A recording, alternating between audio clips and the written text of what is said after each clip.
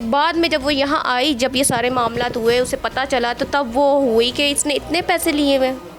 लेकिन जैसे ही वो यहाँ से जाती गई घर, तो उसका पता नहीं माइंड उसने क्या किया कि वो बदल ही गई, उसे इतना मिसगाइड किया उसने। ठीक है, अब आपने क्योंकि आपके जो हैं वो मामलात जो हैं वो एफआईआर करवा दी है, ठीक है, अब वो बात घर वाली तो नहीं रही, ठीक है, मीडिया पे भी बात आ गई, उसके अलावा थाने कचहरी के मामलात भी दरमियान में आ गए।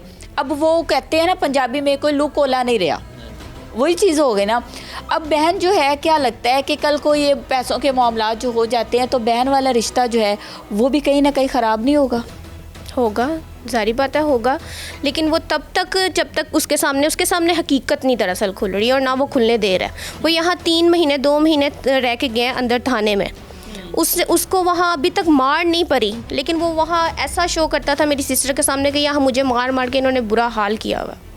वो अरेस्ट रहा है? जी अरेस्ट रहा है। पर जेल में भी रहा है। मैंने आपको यही तो बताया है, पहले इचरे थाने में 2 करोड़ 20 का उसके ऊपर पर्चा हुआ है, इन्वेस्टिगेट किया है, उसको जुडिशल करवा दिया है, कोई रिकवरी नहीं करवाई। फिर उसके बाद मस्ती गेट पे इसके ऊपर 50 लाख रुपए का करवाया, उसको भी उन्होंने इन्वेस्टिगेट किया, तो उसके बाद उसको जुडिशल कर दिया, कैंप जेल चला गया।